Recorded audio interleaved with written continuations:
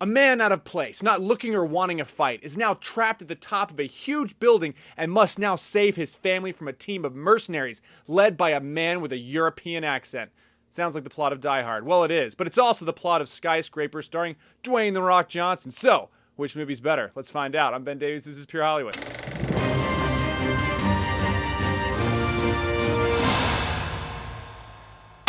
Now, critics have said this movie may lose money, but I don't think it actually will because of Dwayne "The Rock" Johnson's huge international draw and the fact they put this plot in Hong Kong. It is crushing overseas right now and will probably make back its $125 million budget. Now, before we compare Skyscraper to Die Hard, which celebrated its 30-year anniversary this year, let's just see how this movie is for the viewers. As a viewer, I give this movie a 3 out of 5. Now, it seems like most everybody and myself all like Dwayne Johnson. He's a really fun hero, and for me, I grew up on Arnold Schwarzenegger, Sylvester Stallone, and Bruce Willis, so it's kind of fun to see a guy just thrown into these action situations. And The Rock is good in this movie. Now, many of the set pieces look fabulous, and the building, the Pearl, the movie takes place in, I actually wish was a real place. It looked fantastic in the movie. And the villain was surprisingly intimidating, which I thought the villain would definitely lack in a movie like this, but he was at least intimidating and serviceable for this plot. However, after about an hour of CGI fire and seeing side characters go on random things and do things that really take away from the story and stretch it out, it really bogs down a movie that should have been a 90-minute fun action flick. As a critic, I'm gonna give this movie a 2 out of 5. Now, don't get me wrong, if you like The Rock, you will probably like this movie, but the movie does so many things to slow itself down, to trip over itself. It does way too many over-the-top lines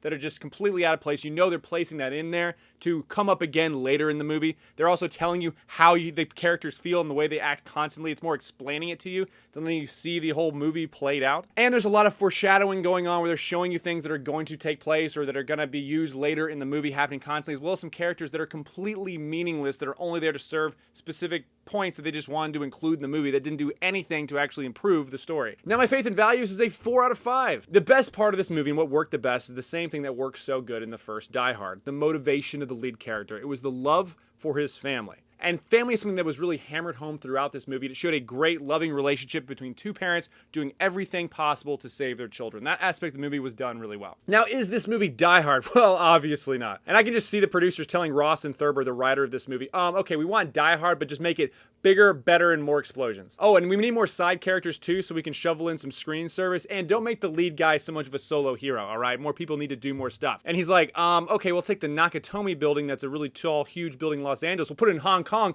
and make it the biggest building in the world.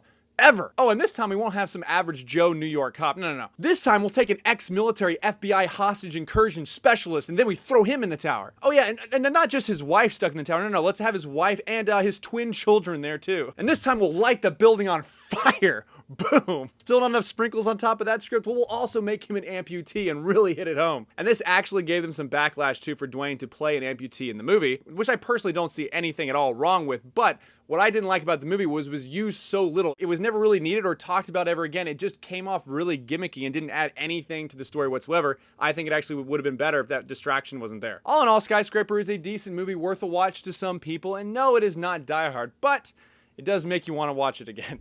I'm Ben Davies, this is Pure Hollywood. And another fantastic news, you can now download the Rebel app and take me with you wherever you go to get exclusive content in the entire Rebel lineup.